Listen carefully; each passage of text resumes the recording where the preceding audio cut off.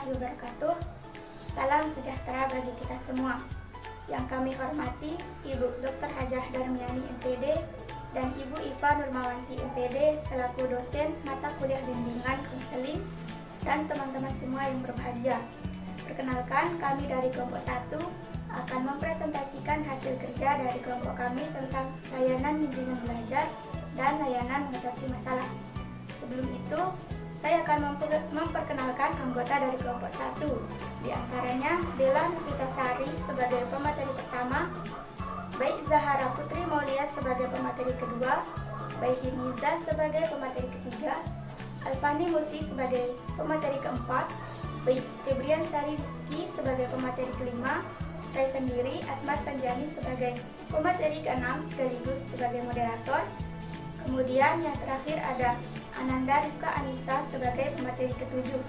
Baik, langsung saja saya persilahkan kepada pemateri pertama dan seterusnya untuk menyampaikan materinya. Teman-teman, jadi di sini saya akan membahas tentang masalah belajar anak SD, yaitu sulit menghafal dan tidak bisa berkalian. Masalah ini dialami oleh anak SD kelas 5 dan kelas 6. Adapun penyebab masalah ini yang pertama malas. Penyebab anak malas belajar sehingga mereka tidak bisa perkalian dan sulit menghafal adalah lingkungan yang tidak mendukung. Lingkungan sekitar anak adalah salah satu faktor yang sering tidak diperhatikan oleh orang tua. Lingkungan rumah yang positif berhubungan dengan prestasi akademik yang baik, sementara lingkungan rumah yang tidak kondusif mampu membuat anak malas belajar di rumah. Nah, misalnya si anak ingin menghafal, tapi karena di rumahnya ribut, apalagi dengan anak yang memiliki adik yang kecil, pasti adik itu akan mengganggu kakaknya sedang menghafal, sehingga menyebabkan kakaknya tidak nyaman dengan situasi tersebut.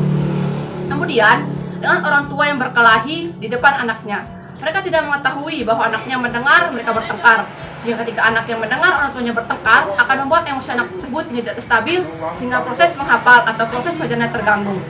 Begitu juga dengan di lingkungan sekolah. Di sekolah, ketika anak ingin menghafal, sering kita melihat ada teman yang jahil yang mengganggu anak tersebut, sehingga perasaan anak tersebut menghafal, anak ini akan tidak nyaman dengan situasi tersebut. Yang kedua, anak banyak bermain. Banyak anak yang salah menggunakan waktu pulang sekolah mereka.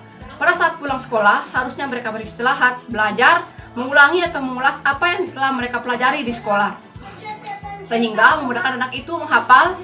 Setelah itu, mereka boleh bermain secukupnya. Tetapi terdapat anak yang salah menggunakan waktu tersebut, yaitu dengan bermain dari pulang sekolah sampai lupa waktu. Mereka tidak membuka kembali apa yang diajarkan di sekolah, karena di pikirannya pulang sekolah saya harus main ini, saya harus main itu. Apalagi dengan hari libur. Hari libur memang anak bebas dari sekolah, tetapi bukan berarti anak tidak sama sekali membuka bukunya, lalu bermain dari pagi sampai maghrib, sehingga membuat mereka tidak bisa menghafal, apalagi menguasai perkalian. Justru di hari libur, anak bisa bermain sambil belajar. Selanjutnya yang ketiga, begadang. Penyebab lain adalah sulit menghafal, yaitu anak begadang, karena kualitas tidur ada hubungan dengan kemampuan daya ingat otak. Jadi begadang pada anak bisa membuat ia mudah lupa dalam mengingat sesuatu hal. Bisa kita lihat saat ini, banyak anak-anak yang sering mengantuk di sekolah karena mereka begadang.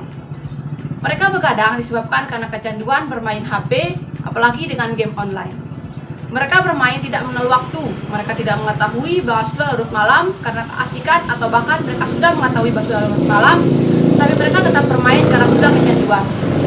Kecanduan bermain game online bisa juga disebabkan oleh anak yang memiliki wifi di rumah, karena mereka bisa sepuasnya bermain game online tanpa takut kehabisan kuota. Penyebab yang keempat yaitu kurangnya perhatian orang tua. Kurangnya perhatian orang tua bisa disebabkan karena orang tuanya sibuk, atau bahkan anak tersebut berasal dari keluarga yang broken home. Karena anaknya kurang perhatian, maka anaknya akan bersikap semaunya, sehingga anak SD ini akan memilih dengan bergaul dengan siapapun. Anak ini akan bergaul dengan orang yang dewasa, atau bisa kita bilang geng yang nakal. Nah, di dalam pergaulan ini, anak ini akan meniru perilaku geng tersebut. Contohnya, menonton film porno. Karena keseringan menonton film tersebut atau kecanduan, anak ini akan membayangkan apa yang ada di film tersebut pada saat dia berada di sekolah ataupun di rumah. Contohnya, pada saat di sekolah, anak ini akan menyentuh area sensitif teman perempuannya karena membayangkan film porno tersebut. Akibatnya, anak ini akan tidak fokus untuk belajar, tidak sulit untuk menghafal, karena di pikirannya hanya ada film porno tersebut. Sekian materi yang dapat saya sampaikan. Materi selanjutnya akan disampaikan oleh saudari saya, Baik Zahara Putri Maulia. Baik, di sini saya Baik Zahara Putri Maulia akan melanjutkan materi terkait dengan solusi-solusi yang telah diberikan oleh guru-guru yang telah kami wawancarai di sekolah dasar, yang dimana guru-guru di sana mengatasi penyebab-penyebab yang telah dijelaskan tadi oleh rekan saya, yaitu Bella Novitasari, yang dimana solusi yang pertama untuk siswa yang malas yaitu seorang guru membuat kontrak belajar kepada peserta didik agar adanya persetujuan antara belah pihak, maka akan lebih mudah untuk siswa melanggar persetujuan tersebut. Misalnya, guru mengadakan kuis di awal pembelajaran maupun di akhir pembelajaran, yang dimana kuis tersebut berguna untuk memacu semangat siswa untuk belajar di rumahnya terkait dengan perhitungan atau perkalian yang telah dijelaskan oleh guru yang kemarin. Nah, ketika awal pembelajaran, guru memberikan kuis yang dimana kuis tersebut bisa berupa hasil dari perkalian ataupun menghafal dari perkalian tersebut. Dan ketika akhir pembelajaran, guru juga memberikan kuis yang dimana kuis tersebut berupa pekerjaan rumah agar siswa tidak main-main di rumahnya atau serius dalam belajar. Jadi, untuk siswa yang tidak bisa menjawab kuis yang telah diberikan oleh guru, siswa tersebut akan mendapatkan sanksi, yang dimana sanksi tersebut bisa berupa pekerjaan rumah, menghitung hasil dari perkalian, ataupun memberikan siswa untuk menghafal perkalian. Dengan demikian, siswa akan terus belajar di rumahnya, sehingga daya ingatan mereka tentang perkalian ataupun penghafalan dalam matematika akan terus diasah setiap harinya. Ketika akan mengikuti ujian, mereka hanya akan mengulang sedikit demi sedikit dalam belajar tersebut. Yang kedua, dalam mengatasi malas, guru-guru yang telah kami wawancarai memberikan metode jigsaw kepada peserta didiknya, yang dimana metode ini adalah salah satu tipe pembelajaran aktif yang terdiri dari tim-tim belajar heterogen beranggotakan 4-5 orang, dan setiap peserta bertanggung jawab atas penguasaan bagian materi belajar dan mampu mengajarkan bagian tersebut kepada teman-temannya yang lain. Kasus yang kedua yang terjadi di sekolah dasar yaitu siswa yang banyak bermain, yang dimana cara guru mengatasi siswa yang banyak bermain ini yaitu dengan cara guru memberikan kelompok-kelompok kecil di dalam pembelajaran peserta didik, yang dimana kelompok ini akan bekerja sama di rumah salah satu orang untuk menghafal dan menghitung perkalian, yang dimana di kelompok kecil ini akan ada salah seorang peserta didik yang dinilai mampu atau jago dalam suatu menghitung perkalian ataupun penghafalan. Nah, jadi peserta didik yang diyakini jago atau mampu dalam menghitung dan menghafal perkalian ini akan memberikan pemahaman atau mengajarkan teman-temannya ketika teman-temannya tidak bisa menghitung atau susah dalam menghafal. Dengan cara ini, siswa mampu menghafal lebih cepat dan memahami atau menghitung perkalian dengan lebih cepat, karena cara ini siswa tidak hanya melulu untuk bermain. Cara ini mampu untuk mengatasi kebosanan anak dalam menghitung, menghafal perkalian, karena otomatis anak tidak hanya akan belajar, namun setelah itu pasti anak akan bermain juga.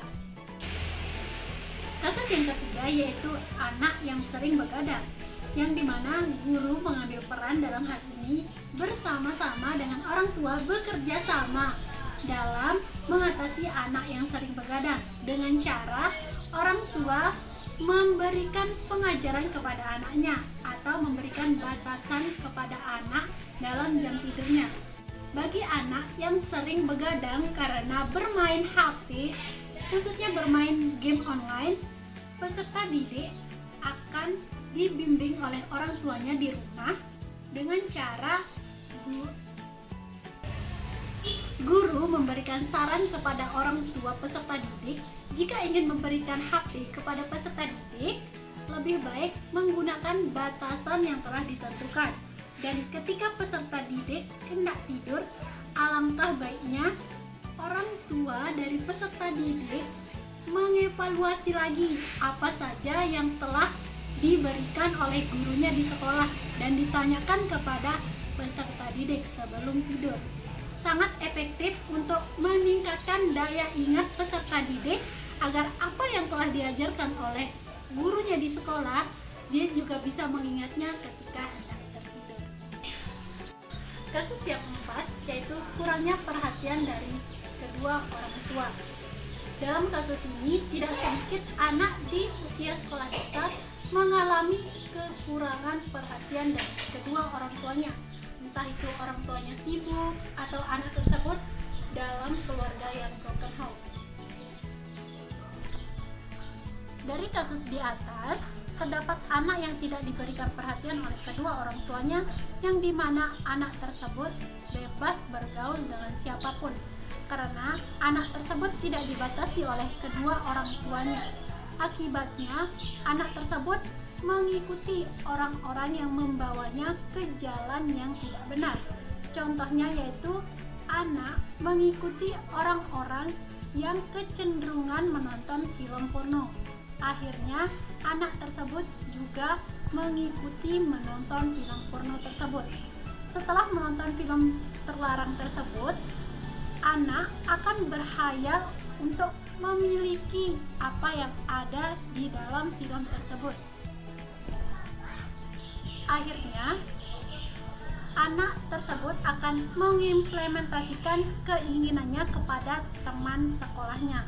Dalam hal ini, guru langsung mengambil tindakan dengan cara membawa anak tersebut ke sebuah ruangan yang dimana ruangan tersebut anak tersebut diberikan bimbingan oleh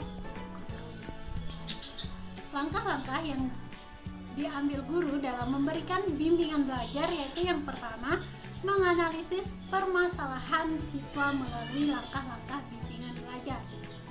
Guru memberikan bantuan baik di dalam jam pelajaran maupun di luar pelajaran. Guru berusaha memahami kondisi atau keadaan peserta didik itu sendiri agar apa yang menjadi tujuan bimbingan tersebut tercapai. Tujuan dalam bimbingan tersebut yaitu menanamkan pemahaman materi, yaitu pemahaman materi perkalian sedikit demi sedikit kepada anak yang memiliki kecanduan dalam menonton film terlarang tersebut, sehingga kecanduan tersebut sedikit demi sedikit tergantikan oleh pemahaman menghitung ataupun menghafal perkalian. Yang kedua yaitu menerapkan strategi layanan bimbingan belajar berdasarkan gaya belajar siswa. Biasanya, guru yang telah kami wawancarai, biasanya anak yang memiliki gangguan terhadap belajarnya, guru lebih menekankan gaya belajar resitasi atau pengulangan, yang dimana peserta didik diberikan bimbingan khusus memahami ataupun menghafal perkalian yang telah diajarkan anak, agar anak tersebut mampu menghilangkan hal-hal yang terdapat dalam film terlarang. Guru akan memberikan peserta didik tersebut yang telah kecanduan menonton film terlarang, yaitu dengan cara memberikan tugas yang telah sehingga film-film atau tontonan-tontonan yang ada di pikirannya terkikis dan tergantikan oleh materi-materi yang ada di sekolah. Yang ketiga yaitu menjalani komunikasi dengan keluarga siswa. Ini untuk siswa yang memiliki keluarga atau orang tua yang sibuk ya. Dengan cara guru menjalin komunikasi dengan keluarga peserta didik. Hal tersebut dilakukan karena merupakan hal yang sangat penting dalam kasus anak yang kurang mendapatkan perhatian dari orang tuanya yang sibuk.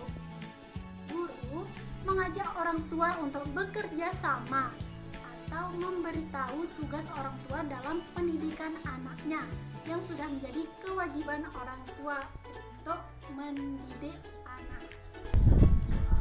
Ketika hal tersebut sudah teratasi atau dengan kata lain, orang tua sudah mulai sadar tentang perannya dalam pendidikan anak, maka anak pun akan mendapatkan bimbingan dari kedua orang tuanya. Orang tua harus menjadi kelompok yang dapat diandalkan dalam memenuhi kebutuhan fisik dan psikologi siswa.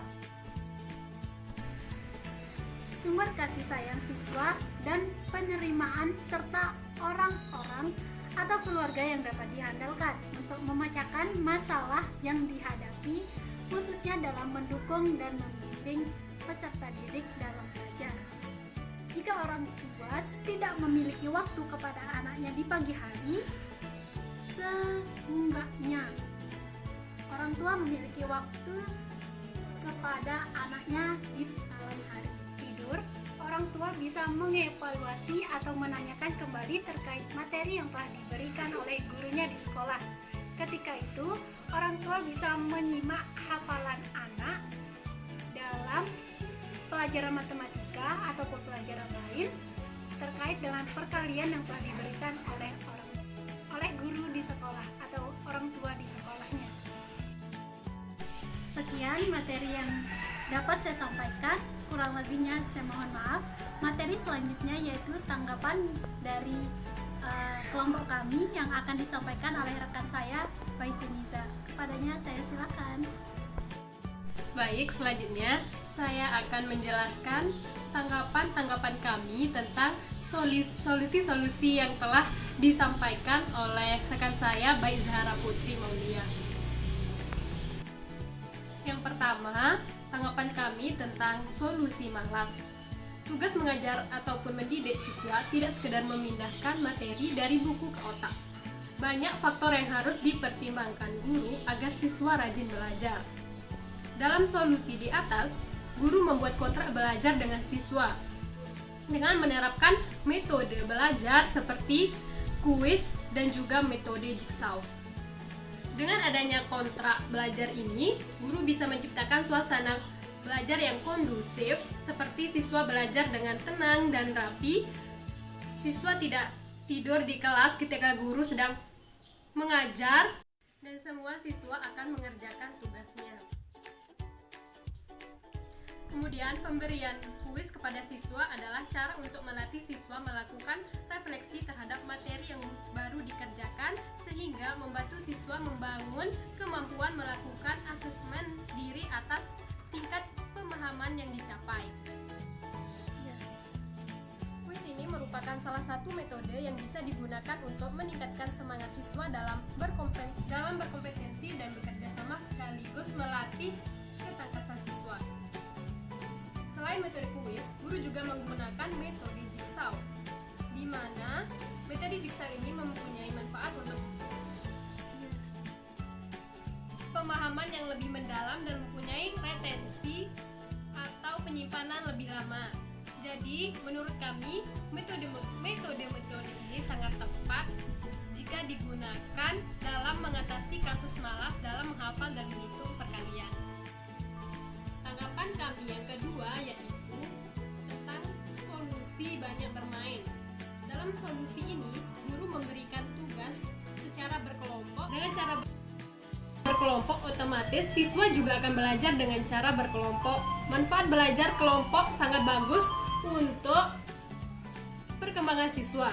Dengan ini, siswa juga dapat meningkatkan semangat belajarnya, karena belajar bersama teman-teman tentu dapat membangkitkan semangat para siswa untuk memahami pelajaran yang diberikan oleh guru. Kelompok ini juga sangat bagus digunakan ketika belajar sambil bermain, karena belajar sambil bermain bisa mendorong komunikasi seperti keterampilan berbicara dan keterampilan mendengarkan. Selain itu, bermain sambil belajar juga meningkatkan perkembangan kognitif anak, sehingga manfaat belajar sambil bermain ini bisa memudahkan siswa untuk menghafal dan menghitung perkalian. Tanggapan kami yang ketiga tentang solusi begadang. Pendidikan anak memerlukan kerjasama dari orang tua, sehingga pihak sekolah menciptakan banyak kesempatan bagi orang tua agar bisa terlibat dalam proses belajar anak-anaknya. Seperti pada solusi di atas, guru bekerja sama dengan orang tua siswa dalam kasus anak yang sering begadang. Menurut kami, cara ini sudah tepat karena peran orang tua juga sangat penting ketika anak berada di rumah. Sebagai orang tua juga harus menerapkan jadwal tidur yang konsisten kepada anak, menciptakan suasana tidur yang nyaman, kemudian menghindari penggunaan gadget ketika akan tidur, dan cegah anak terlalu aktif di malam hari. Setiap malam orang tua harus banyak bertanya apakah ada atau tidak kerjaan rumah yang diberikan oleh guru. Apabila guru memberikan PR, peran orang tua di sini sangat penting untuk membimbing anak-anaknya mengerjakan PR-nya. Orang tua juga bisa mengevaluasi pelajaran-pelajaran anak yang telah diberikan oleh gurunya di sekolah, sehingga pada malam hari anak tersebut bisa sibuk dengan belajar dan tidak lagi begadang dengan bermain game online atau hal-hal yang tidak penting lainnya. Tanggapan yang keempat tentang kurangnya perhatian dari orang tua. Peran orang tua sangat berpengaruh dalam perkembangan sikap mental dan perilaku anak, dan anak itu sangat memerlukan perhatian yang lebih dari orang tua. Namun, banyak kasus anak yang memiliki kekurangan perhatian dari orang tuanya sehingga menonton film yang terlarang karena tidak adanya pengawasan. Dalam kasus ini, guru mempunyai solusi dalam pelaksanaan strategi pembelajaran. Menurut kami, kehadiran pembimbingan belajar di sekolah merupakan hal yang sangat penting dalam rangka membantu peserta didik agar mampu melakukan penyesuaian diri dengan tuntunan akademis, sosial, dunia kerja, dan tuntunan psikologis sesuai dengan potensi yang dimilikinya. Sebagai orang tua, seharusnya kita tidak boleh melepaskan begitu saja anak kita kepada guru di sekolahnya. Selain itu, kami juga setuju jika antara guru dan orang tua harus bekerja sama untuk membentuk anak yang unggul dalam prestasi juga baik dalam karakter. Keluarga menjadi lingkungan yang berpengaruh bagi perkembangan pendidikannya. Kemudian, dengan memberikan strategi bimbingan, orang tuanya harus menciptakan bimbingan belajar yang efektif, yaitu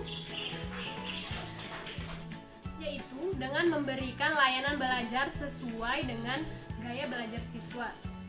Layanan belajar ini sangat bagus untuk siswa agar belajarnya lebih fokus dan menarik perhatiannya ketika sedang belajar. Karena anak tersebut akan terus-menerus belajar jika gaya belajarnya sesuai dengan apa yang akan sangat tepat, karena akan ada pengawasan dalam kegiatan anak dan kesibukan dalam belajar anak akan muncul sehingga film terlarang yang sudah ditonton akan menghilang dalam bayangannya. Sekian materi yang dapat saya sampaikan. Materi selanjutnya akan disampaikan oleh saudara kami, Alfani Musi. Kepadanya dipersilahkan. Selanjutnya yaitu layanan mengatasi masalah atau kasus. Semua orang tua bahkan guru pasti menginginkan urusan akademis anak berjalan lancar, dapat memahami pelajaran serta bersosialisasi dan beradaptasi dengan baik. Namun kadangkala ada masalah-masalah yang terjadi dalam kelangsungan proses belajar anak yang menyebabkan semangat anak menurun untuk pergi sekolah. Hal ini tentunya akan menghambat perkembangan anak jika diabaikan. Berikut beberapa masalah yang dialami oleh anak yang terkadang sering diabaikan. Yang pertama yaitu anak sakit-sakitan. Tak bisa kita pungkiri bahwa sekolah merupakan tempat di mana anak mudah terjangkit oleh penyakit yang dapat ditularkan melalui teman-temannya.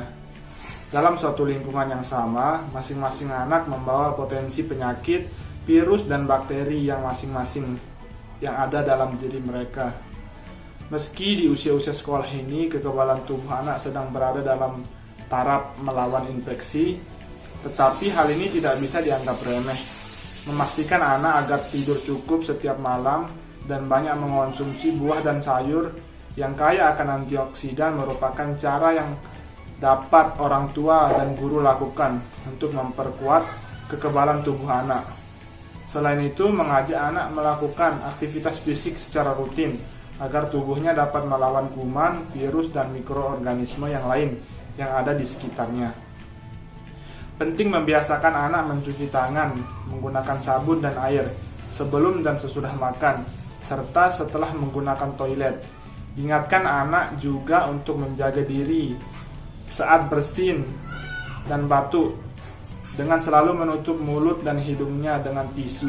Segera buang tisu yang digunakan agar tidak menularkan virus pada orang di sekitarnya. Yang kedua yaitu anak tidak mau ditinggal di sekolah. Karena terbiasa bersama orang tuanya, sepanjang hari membuat sebagian anak mempunyai ikatan kecemasan yang kuat. Akibatnya banyak anak yang merasa ketakutan saat orang tuanya pergi meninggalkannya ke sekolah. Yang ketiga yaitu anak sering diganggu oleh temannya. Di awal masa sekolahnya, banyak hal yang dapat mempengaruhi anak secara emosional berkaitan dengan teman sekolahnya. Misalnya saja tidak mau berteman atau menolak berdekatan dengan temannya.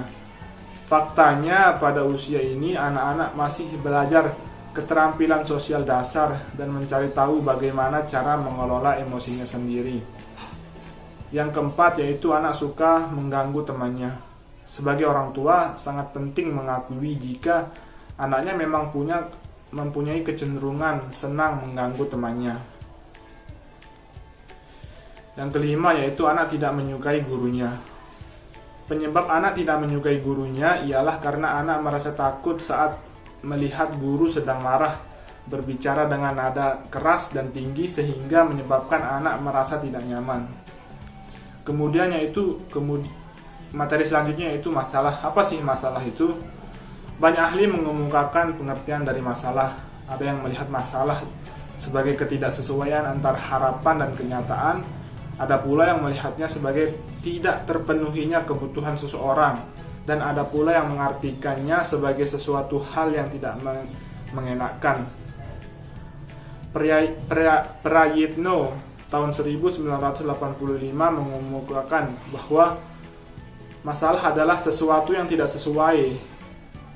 Masalah adalah sesuatu yang tidak disukai adanya, menimbulkan kesulitan bagi diri sendiri dan atau orang lain, dan ingin atau perlu dihilangkan. Kriteria masalah menurut pandangan anak antara lain. Yang pertama, masalah terjadi karena belum bisa memahami diri sendiri antara potensi dan harapan. Yang kedua, masalah terjadi karena tidak dapat mengatasinya dengan diri sendiri. Yang ketiga yaitu membutuhkan bantuan orang lain.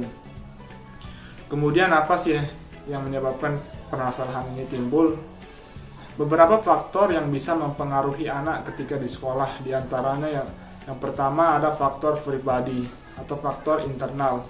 Faktor ini bisa berupa penyakit kronis, cacat intelektual atau kognitif, kesulitan atau gangguan perilaku atau perkembangan, masalah kesehatan mental seperti depresi dan kecemasan, kemudian riwayat penyalahgunaan dan penyelantaran, kemudian miskin konsep diri atau harga diri, kemudian keterampilan komunikasi yang buruk, kemudian keterampilan sosial yang buruk, dan yang terakhir yaitu kesulitan dengan mendengarkan, berkonsentrasi atau duduk diam. Kemudian ada faktor sekolah. Hal ini termasuk diantaranya yang pertama sering ditindas, yang kedua tidak menyukai atau tidak merasa terhubung dengan budaya sekolah atau lingkungan. Yang ketiga yaitu mata pelajaran sekolah tidak disukai, tidak mempunyai pilihan mata pelajaran atau tidak merasa tertantang dengan pelajarannya. Kemudian selanjutnya sekolahnya buruk. Sekolah yang buruk atau kurang dukungan akademik, terutama dalam kaitannya dengan beban pelajaran yang berat. Yang selanjutnya tidak bergaul dengan guru atau siswa lain di sekolah. Kemudian suka bolos sekolah karena salah satu alasan yang tadi saya sebutkan. Kemudian yang terakhir yaitu tuntutan waktu seperti kegiatan ekstrakurikuler. Mungkin sekian materi yang saya dapat sampaikan. Materi selanjutnya akan disampaikan oleh teman saya baik Febrian Sadi Rizky. Kepadanya saya persilahkan. Materi selanjutnya yaitu macam-macam permasalahan anak sekolah dasar. Ada berbagai macam permasalahan yang sering dialami oleh anak sekolah dasar, diantaranya sebagai berikut. Yang pertama, permasalahan fisik anak usia sekolah dasar. Terdapat beberapa aspek yang perlu mendapat perhatian berkaitan dengan kesehatan dan kebugaran anak sekolah dasar, yaitu 1. Obesitas atau kegemukan. Kegemukan yang terjadi pada usia 6-11 tahun merupakan isu utama yang terjadi pada usia sekolah dasar.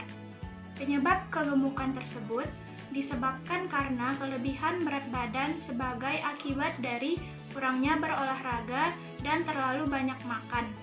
Tetapi masalah ini dapat diantisipasi oleh orang tua dengan cara mengubah pola makan anaknya serta melakukan olahraga secara teratur. Obesitas ini mengakibatkan gangguan pada kesehatan seperti jantung dan sesak nafas, kurangnya percaya diri, dan berkurangnya kelincahan pada anak. Yang kedua, kondisi medis. Pada umumnya, semua anak sering mengalami sakit, namun penyakit tersebut berlangsung singkat. Dalam masa sekolah selama 6 tahun, dapat disimpulkan pada umumnya anak-anak mendapat sakit yang akut dalam waktu singkat dengan berbagai kondisi medis. Biasanya, anak terkena virus atau flu dan sakit kepala. Yang ketiga, penglihatan. Pada anak usia sekolah, penglihatan lebih tajam daripada waktu-waktu sebelumnya. Anak yang berusia di bawah 6 tahun cenderung memiliki penglihatan jarak jauh, sebab mata mereka belum matang dan dibentuk secara berbeda daripada orang dewasa. Namun, setelah usia tersebut, mata mereka bukan hanya lebih matang, tetapi juga dapat memfokuskan penglihatan lebih baik. Yang keempat, kesehatan gigi.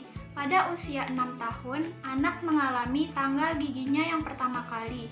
Yang selanjutnya diganti dengan gigi yang tetap setiap tahun sebanyak 4 gigi untuk tahun kelima berikutnya. Yang keenam, kidal. Kidal merupakan gangguan fisik berupa kelainan yang terjadi pada bagian organ tubuh tertentu dalam pemfungsian organ tubuh yang tidak wajar. Misalnya, menulis dengan tangan kiri.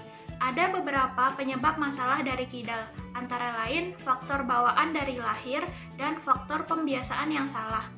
Akibat dari kidal ini adalah anak cenderung merasa kurang percaya diri karena dianggap tidak normal. Yang ketujuh, kekurangan berat badan atau masalah gizi.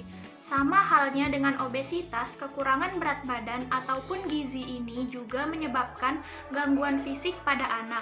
Penyebab dari kurangnya berat badan bisa terjadi karena kekurangan asupan makanan yang dibutuhkan anak pada saat perkembangan dan faktor keturunan. Akibat dari kekurangan berat badan ini adalah anak cenderung merasa kurang percaya diri dan mudah terserang penyakit. Selanjutnya, permasalahan psikis anak usia sekolah dasar. Yang pertama, masalah belajar anak. Beberapa jenis masalah belajar yang dihadapi oleh anak SD antara lain 1. Keterlambatan akademik. Keadaan di mana murid yang diperkirakan memiliki intelijensi yang cukup tinggi tetapi tidak dapat memanfaatkannya secara optimal. Yang kedua, sangat lambat belajar. Yang ketiga, keadaan murid yang memiliki bakat akademik yang kurang memadai. Yang keempat, penguasaan materi yang lebih rendah dari yang dipersyaratkan. Yang kelima, off-task behavior merupakan bentuk perilaku yang muncul selama mengikuti proses pembelajaran, tetapi tidak mendukung kegiatan belajar. Bentuknya adalah tidak semangat mengerjakan tugas di kelas, berbicara sendiri selama mengikuti pelajaran, melanggar tata tertib sekolah, melamun ketika mengikuti kegiatan pembelajaran. Yang keenam, tidak ada motivasi. Yang ketujuh, defensif pesimis. Defensif pesimis dilakukan guna melindungi citra diri dan harga diri.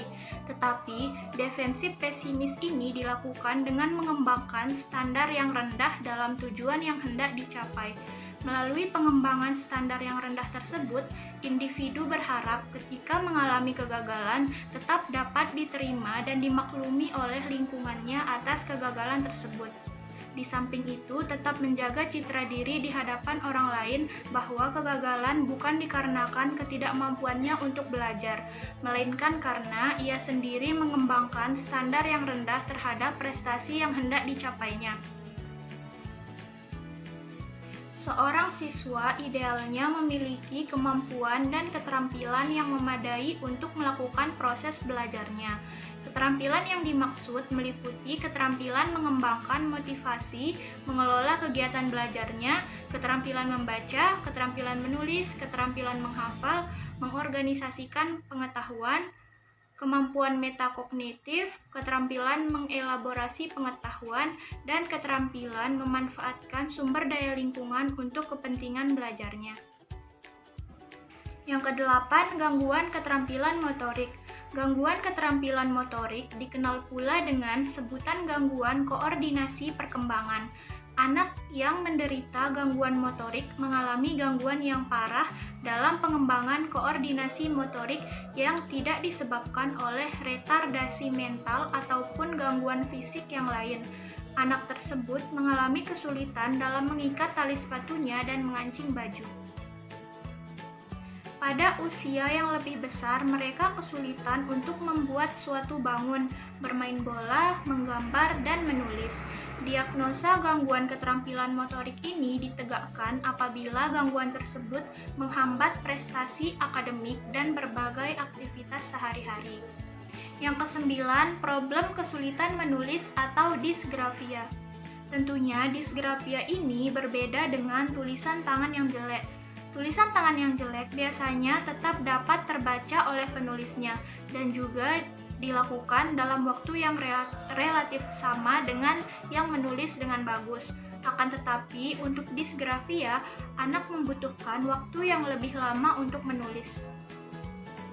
Dalam menulis sesuatu, kita membutuhkan penglihatan yang cukup jelas, keterampilan motorik halus, pengetahuan tentang bahasa dan ejaan, dan otak untuk mengkoordinasikan ide dengan mata dan tangan untuk menghasilkan tulisan. Jika salah satu elemen tersebut mengalami masalah, maka menulis akan menjadi suatu pekerjaan yang sulit atau tidak mungkin untuk dilakukan. Dan yang terakhir, diskalkulia. Anak yang mengalami problem diskalkulia ini merupakan anak yang memiliki masalah pada kemampuan menghitung. Anak tersebut tentunya belum tentu anak yang bodoh dalam hal yang lain, hanya saja ia mengalami masalah dengan kemampuan menghitungnya.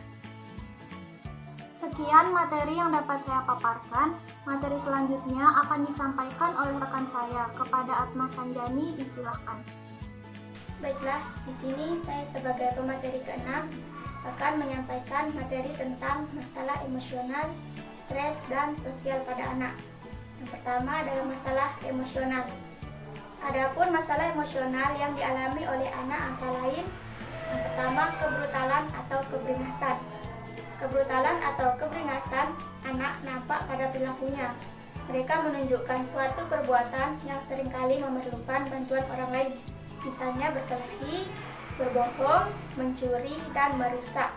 Bentuk-bentuk tindakan tersebut merupakan ekspresi yang keluar dari emosional yang terganggu. Sekalipun demikian, pada umumnya anak-anak berusaha merubahnya dan menutupi perilaku mereka dengan mengemukakan alasan untuk dapat dipercaya oleh orang lain. Misal menutupi kebohongannya dengan maksud menghindari hukuman karena perbuatannya. Akan tetapi, ketika anak telah berusia lebih dari 6 atau 7 tahun, sekalipun mereka tetap membuat cerita yang bohong, mereka merasa sadar dan tidak aman perasaannya. Oleh karena itu, dia membuat cerita yang muluk-muluk agar orang lain percaya kepadanya. Dapat pula mereka lakukan berbuat bohong tersebut karena untuk menyenangkan orang tuanya. Yang kedua, ada hiperaktif. Menurut Santrox, hiperaktif mempunyai ciri kelainan berupa suatu rentang perhatian yang pendek, perhatian mudah beralih, dan tingkat kegiatan fisik yang tinggi. Singkatnya, anak-anak ini tidak menaruh perhatian dan memiliki kesulitan memusatkan perhatian pada apa yang sedang dilakukannya. Hiperaktif disebabkan oleh beberapa faktor, yaitu faktor keturunan. Faktor keturunan pada temperamen perlu diperhatikan dengan tingkat aktivitas sebagai suatu aspek temperamen yang membedakan seseorang anak dari anak-anak lain dari perkembangan diri. Terus, kemudian faktor kerusakan janin prakelahiran. Banyak prakelahiran dapat juga menyebabkan perilaku hiperaktif, semisal minuman alkohol yang dikonsumsi secara berlebihan oleh perempuan selama hamil berkaitan dengan lemahnya perhatian dan pemusatan perhatian anak mereka pada usia 4 tahun. Kemudian faktor makanan. Berkaitan dengan makanan, defisiensi vitamin dapat juga menyebabkan masalah-masalah pemusatan perhatian anak hiperaktif. Kekurangan vitamin B adalah faktor khusus. Konsumsi kafein dan gula dapat juga menyebabkan si anak kurang dapat memusatkan perhatian. Kemudian masalah stres pada anak. Stres adalah respon individu terhadap keadaan dan peristiwa-peristiwa yang disebut stresor yang mengancam dan mengurangi kemampuan mereka dalam menghadapi stres. Faktor-faktor kognitif di dalam stres. Menurut Lazarus, yakin bahwa stres anak-anak bergantung pada bagaimana mereka secara kognitif menilai dan menginterpretasikan peristiwa-peristiwa. Penilaian kognitif adalah peristiwa yang digunakan Lazarus untuk menjelaskan interpretasi individu atau peristiwa-peristiwa di dalam hidup mereka sebagai sesuatu yang membahayakan, mengancam, atau menentang, dan faktor-faktor yang menentukan apakah mereka memiliki sarana dan kemampuan untuk dapat secara efektif menghadapi peristiwa itu. Salah satu penyebab dari stres yaitu peristiwa-peristiwa yang dialami dalam kehidupan seperti perceraian, kematian orang tua, percekokan sehari-hari, dan hidup dalam kemiskinan. Kemiskinan menyebabkan stres yang luar biasa pada anak-anak dan keluarganya. Kemiskinan berkaitan dengan peristiwa-peristiwa yang berbahaya dan tidak terkendalikan dalam kehidupan anak-anak. Misalnya, anak miskin lebih banyak mengalami kejahatan dan kekerasan dibandingkan anak kelas menengah. Pengaruh sosial budaya yang dapat menyebabkan stres pada anak adalah akulturasi. Akulturasi mengacu pada perubahan kebudayaan yang berasal dari kontak langsung yang terus-menerus antara dua kelompok kebudayaan yang berbeda. Stres akulturatif mengacu pada akibat negatif dari akulturasi. Salah satu perisai pelindung yang penting bagi anak-anak untuk melawan stres adalah adanya suatu relasi dasar yang saling percaya dan bersifat jangka panjang dengan sekurang-kurangnya satu orang dewasa. Jaringan dukungan keluarga yang sudah ada juga penting. Kemudian ada permasalahan sosial anak. Perkembangan sosial merupakan pencapaian kematangan dalam hubungan sosial. Dapat juga diartikan sebagai proses belajar untuk menyesuaikan diri terhadap norma-norma kelompok dan tradisi. Anak dilahirkan belum bersifat sosial, dalam arti dia belum memiliki kemampuan untuk bergaul dengan orang lain. Untuk mencapai kematangan sosial, anak harus belajar tentang cara-cara menyesuaikan diri dengan orang lain. Kemampuan ini diperoleh anak melalui berbagai kesempatan atau pengalaman bergaul dengan orang-orang di lingkungannya, baik orang tua, saudara, teman sebaya, atau orang dewasa lainnya.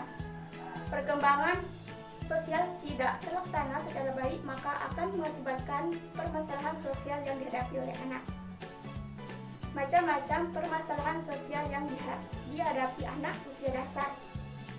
Yang pertama ada pembangkangan, yaitu suatu bentuk tingkah laku melawan. Tingkah laku ini terjadi sebagai reaksi terhadap penerapan disiplin atau tuntutan orang tua atau lingkungan yang tidak sesuai dengan anak. Kemudian agresi, yaitu perilaku menyerang balik secara fisik maupun kata-kata.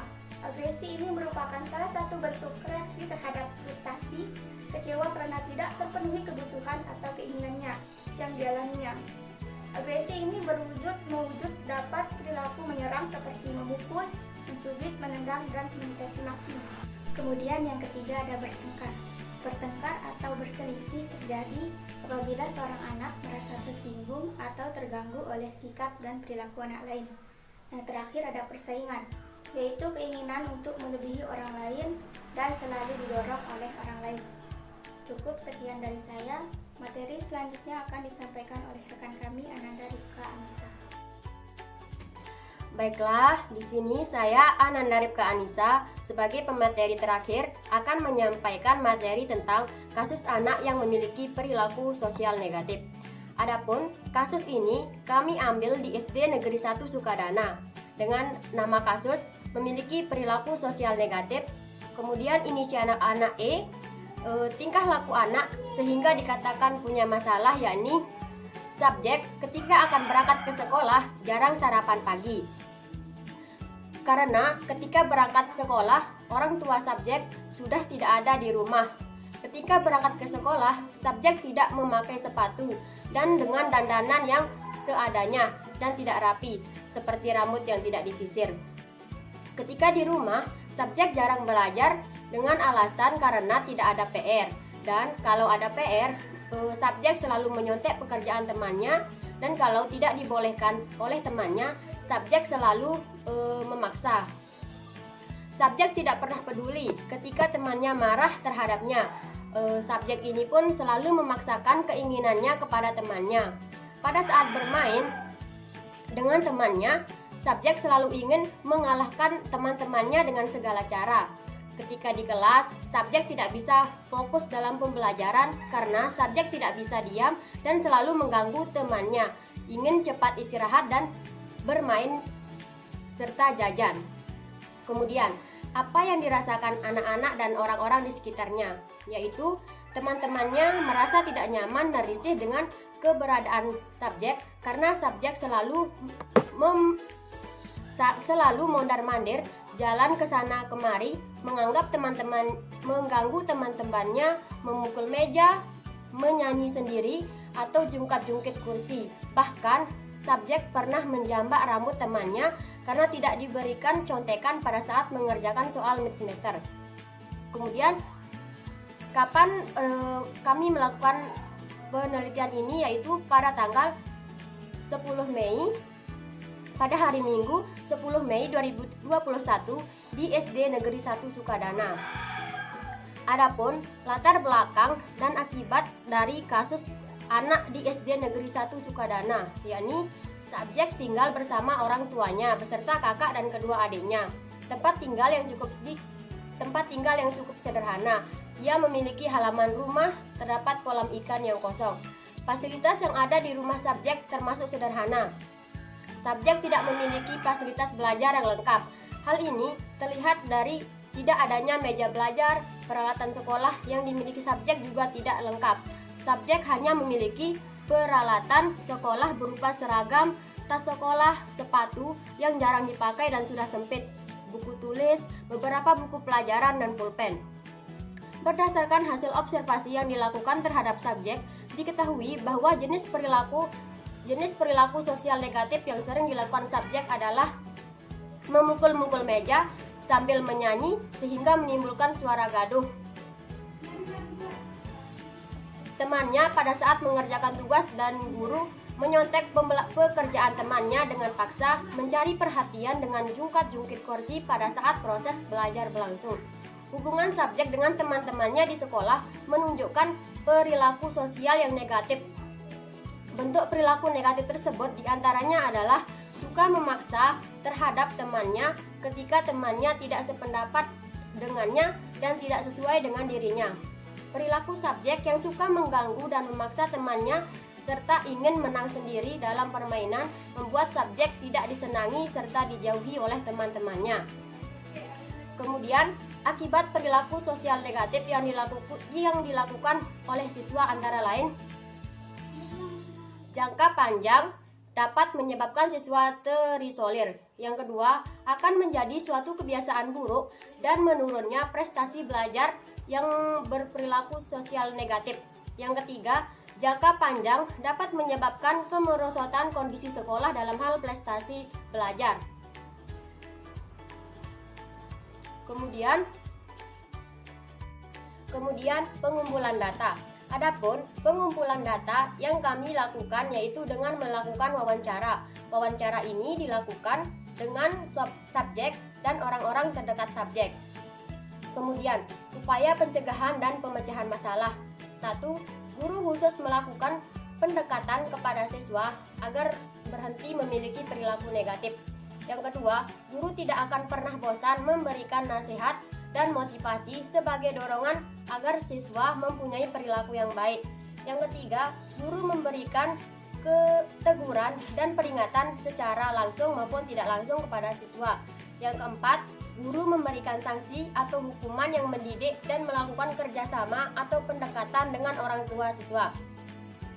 Sekian materi yang dapat saya sampaikan. Kurang dan lebihnya mohon dimaafkan. Saya kembalikan kepada moderator. Baik, selanjutnya saya akan membacakan kesimpulan dari materi yang telah kami sampaikan. Dari kasus yang telah terjadi di lapangan, terdapat beberapa masalah belajar pada anak sekolah dasar, khususnya anak yang berada di kelas 5 atau 6 SD dalam menghafalkan dan menghitung perkalian, yang dimana masalah tersebut terjadi karena beberapa faktor, yaitu malas, kebanyakan bermain, sering begadang, dan kurangnya perhatian dari orang tuanya. Macam-macam permasalahan anak sekolah dasar, permasalahan fisik anak usia sekolah dasar, obesitas, kondisi medis, penglihatan, kesehatan gigi, gangguan pendengaran, kidal, kekurangan berat badan atau masalah gizi, sama halnya dengan obesitas. Permasalahan psikis anak usia sekolah dasar, masalah belajar anak, masalah emosional, masalah stres pada anak. Kemudian sarannya, untuk kita sebagai calon guru SD, sebaiknya kita bersungguh-sungguh dalam menuntut ilmu di bidang pendidikan, khususnya di program studi kita yaitu pendidikan guru sekolah dasar, agar kita nantinya bisa menjadi guru yang profesional dan bersikap baik karena kita sebagai role model bagi siswa. Dengan kita bersungguh-sungguh, maka nantinya kita bisa memberikan metode, pendekatan, strategi, dan model pembelajaran yang sesuai bagi anak, sehingga nantinya peserta didik kita bisa menjadi generasi yang mampu bersaing dan memiliki moral yang baik. Kita bisa meminimalisir atau bahkan mencegah masalah-masalah yang sering terjadi pada anak SD. Dan jika ada masalah yang terjadi, kita bisa menanganinya dengan metode yang tepat tanpa merugikan siapapun. Cukup sekian dari kelompok 1. Kami mohon maaf apabila ada salah kata. Wassalamualaikum warahmatullahi wabarakatuh.